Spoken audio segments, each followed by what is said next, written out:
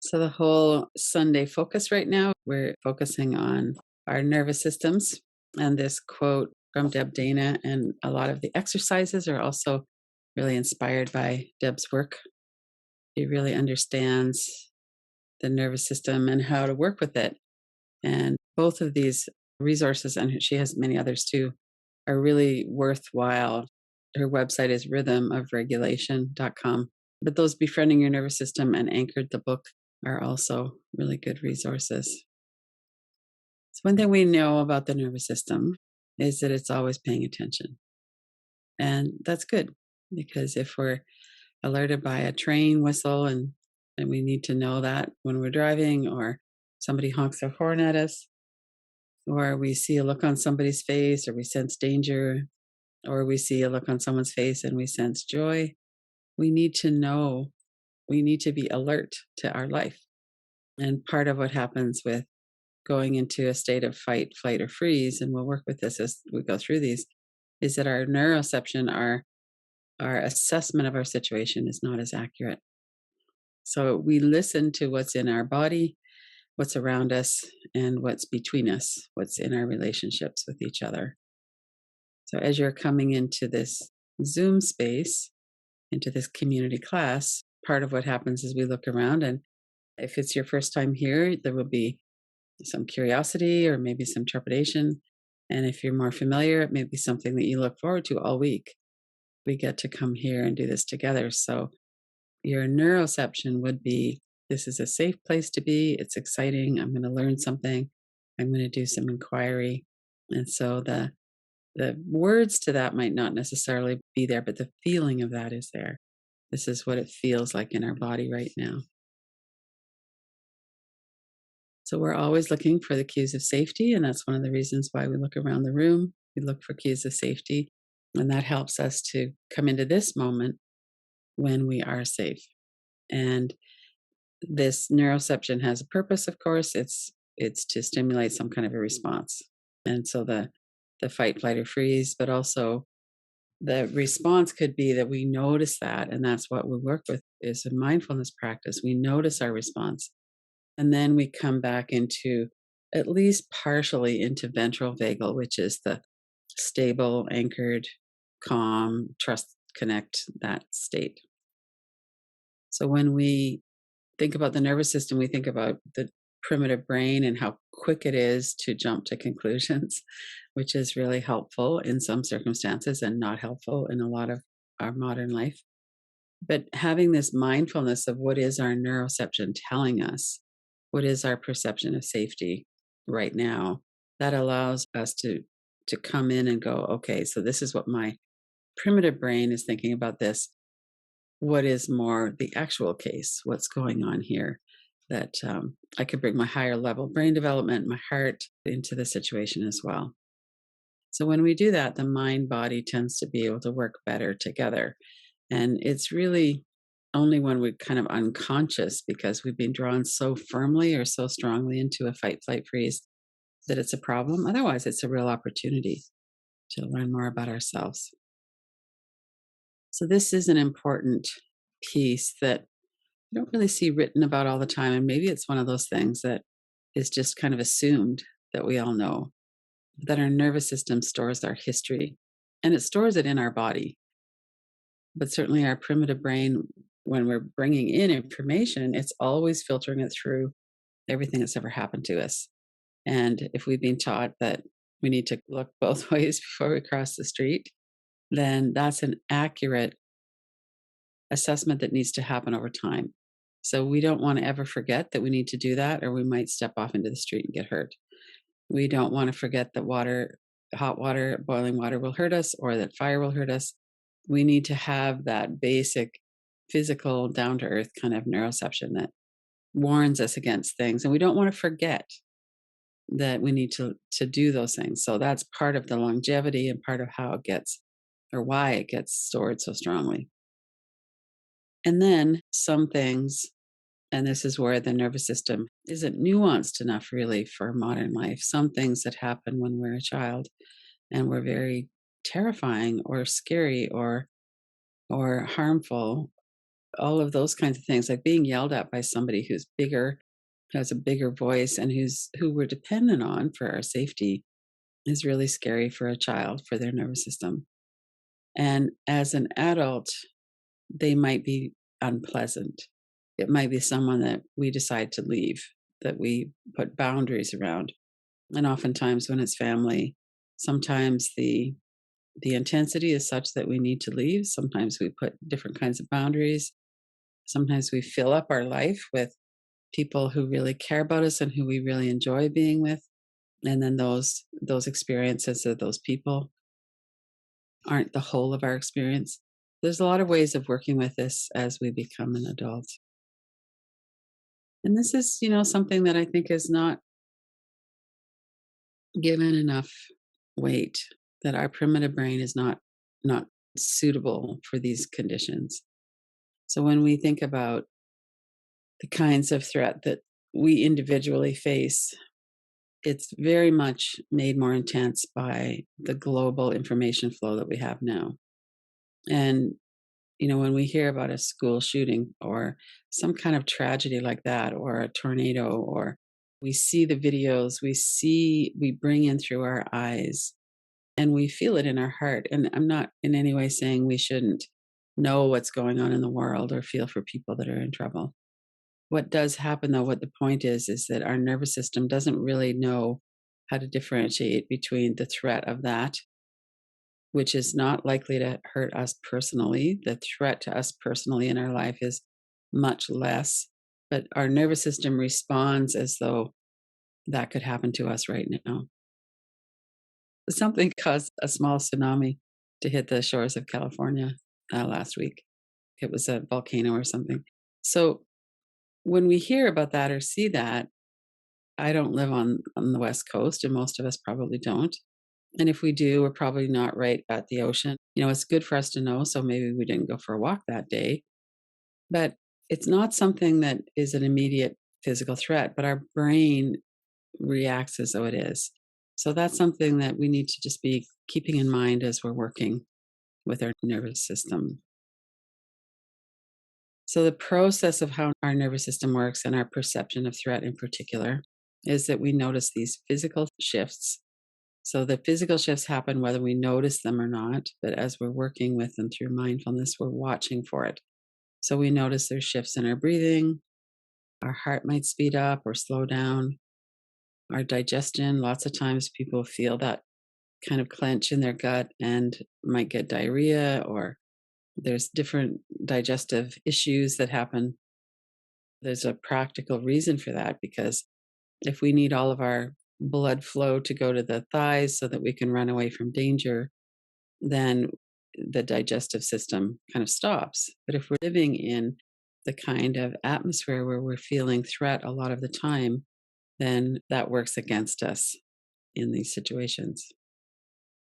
And then our brain tries to form a story, and we use our history as well, and we try to make sense of something, and we need to make sense of it in order. That's part of the perception of, am I safe? That's also part of what drives catastrophic thinking as well. So something happens and we feel like there's a threat, and then our mind starts going, well, if I see this person, what am I going to do? Well, I could do this, or I could do this, or what if they say that to me? Or what if this system that tries to make sense of what's going on has gotten very off kilter in a lot of us with catastrophic thinking? And then some of this is where, we can read this in each other. And a few weeks ago, people were saying in the small groups, it was really easy to read just kind of a neutral face, kind of a staring glare, or a smile. It was easy to perceive what the other people were doing. So this is something that this is built in. We're all pretty skilled at this. And then sometimes people can tell what's going on with this by our behavior. So we can often see, I notice when I'm having a conversation with somebody, sometimes I'll notice that their attention kind of goes blank. And maybe it's that they look in their eyes, or maybe they get distracted and they start fidgeting. So we can often see what's going on with people just by looking at their body language and their behavior. So we're going to go into an inquiry in a moment, but this is just a kind of a summing it up again. This is Deb Dana's ventral vagal. I feel connected. Sympathetic is the fight and flight, and the dorsal vagal is that state of numbness or dullness or going into freeze. So the reminder as well that it's okay to be moving up and down the ladder, that's normal. Okay. So is our neuroception accurate? And when we're hypervigilant and alarmed, we overestimate the risk, or we might be in a kind of that dulled, unaware state of being in a bit of a dorsal, that collapse and freeze. And when that happens, our neuroception is not very accurate. We override or ignore what our gut sense tells us. And if you were to just take a moment and think about that, can you bring to mind a time when you met somebody or somebody asked you to do something or you thought about doing something and you had a feeling like, I don't think that's a good idea? Just see what comes up, what pops into your mind.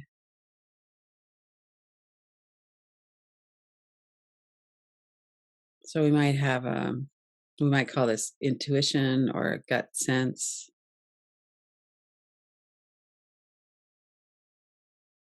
And then what happened with that situation? Oftentimes we regret not listening. There are lots of reasons why we don't. Some of it is because we're in a state of fight, flight, or freeze. Some of it is because of social pressure. We go along with something to be included. It's not just teenagers that do that. And notice, even just as you were working with that for a moment, what did anything happen in your body? Did your breathing change? Did your heart speed up or slow down? Did you get fidgety? Did your mind go somewhere else?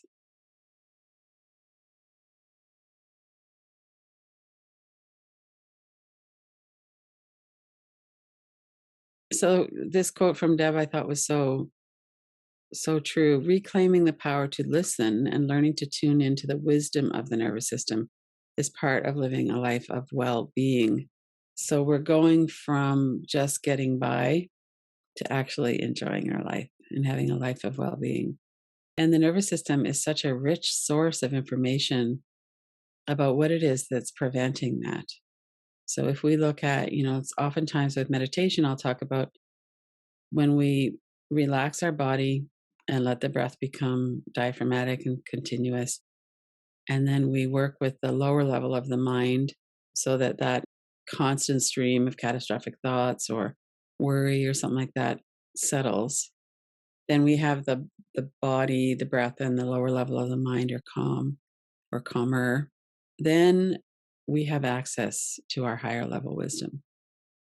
And then if we're doing that in a situation of, I'm with a group of people, I'm feeling kind of anxious, how can I regulate my system so that I can come back into that ventral vagal of, I feel safe enough here, I can connect here. And then when we do, our experience is connection instead of disconnection. If we can't do that, if we're in a situation where, maybe the people around us are not emotionally safe, maybe someone shows contempt for us, or somehow we feel left out or not, like we have to hide who we really are, we can't really show up exactly as we are, then our experience is a experience of disconnection. And this happens so often for people in childhood. So we're going to do some inquiry now just for a little bit. So the first part of this is in your childhood. So if you could close your eyes, you could tune into this however you want. You can make notes. People have different ways that they like to do this. I'll just say the sentences and then see what the response is in your body, your nervous system, as well as thoughts. Take a couple of breaths, relax your body to start. So in my family, it was safe to say how I was feeling. Is that true? A little bit true? Not at all true? In my family, it was safe to say how I was feeling. And then the next kind of level of that in my family, we pretended nothing was wrong. And for me, it was safer to not have feelings. So if you have feelings and you can't express them, or it's clear that they're not welcome, is that what more like what your situation was? We pretended nothing was wrong. I couldn't share my feelings, or it was even better just to not have them, just suppress them. And notice right now I've got little memories coming up of different times. That was pretty much the situation in my house. Notice what's coming up. Notice your evidence. If that feels true, what's the evidence that it's true?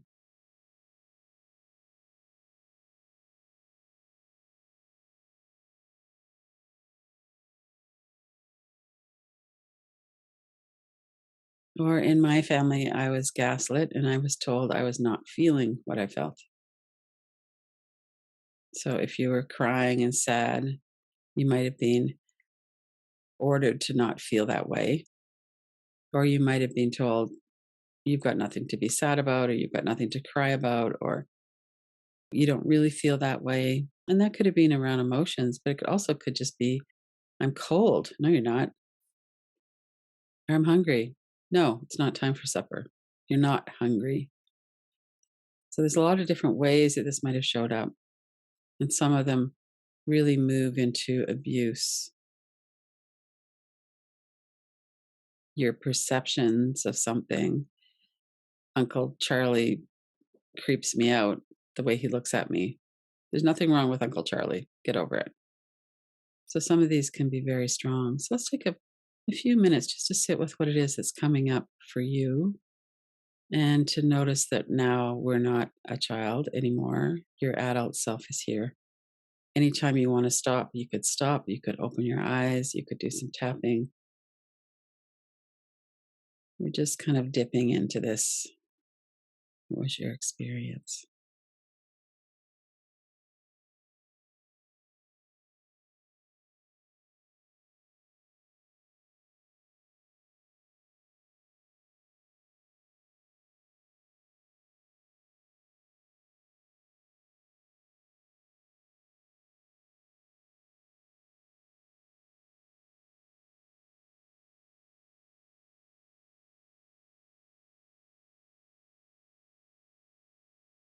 And remembering that our childhood environment was not something we controlled, it was not our fault. We're just looking to see what was your predominant experience. And there might have been a little bit of movement in these. Sometimes it might have been safer than other times to express a feeling.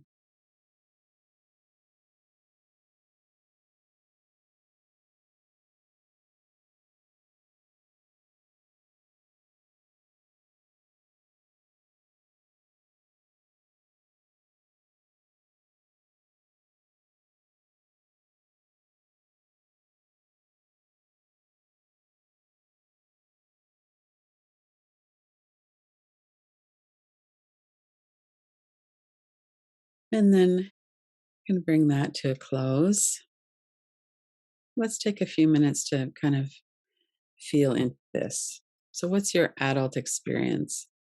And whether it's with your family that you've created, if you have your own children, or if you're in a relationship, or if it's a groups of friends, or whoever's in your adult life right now. And have you created an environment where mostly people can feel safe to say what they feel? Is there still that kind of falling into that old pattern? So for me, one of the ways that would have worked was being in freeze. Just didn't feel safe to be who I was, so I just kind of held back or disconnected.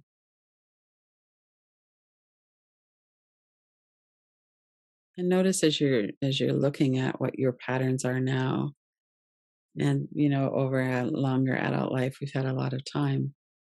So there could be changes over time. There's certainly changes from one group of people to another.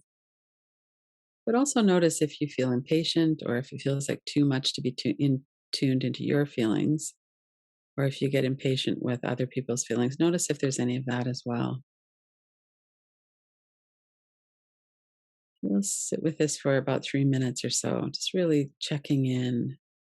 What's your adult experience with this, and how much of that came from childhood? What's changed? What's the same?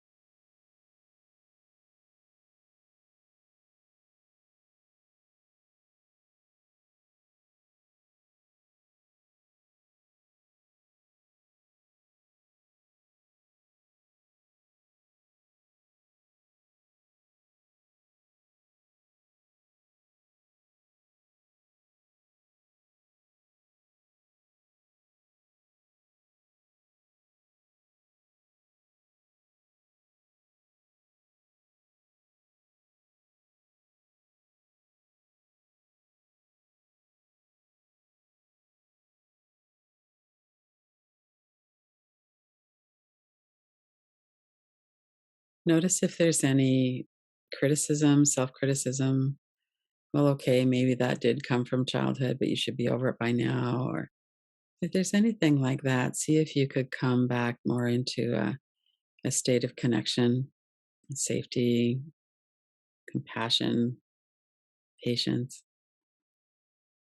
Come back into ventral vagal as you're looking at these experiences now.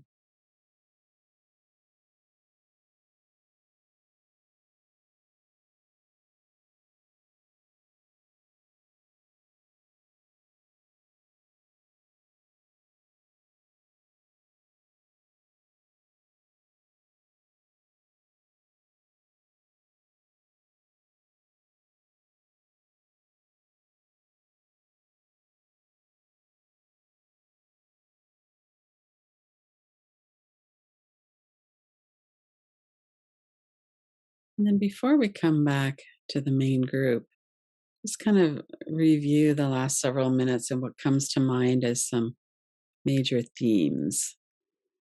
What are some of the patterns that were predominant in childhood, and what has carried through into your younger adult years, and what's still kind of a factor now? I notice there's a difference in how much I'm stable and not so prey to those old habits compared to when I'm more susceptible to them or vulnerable to them. A lot of that has to do with stress. Just to have a look and see, have those patterns really moved into your life now? And how have you changed the ones that you weren't happy with? And what are your vulnerabilities still?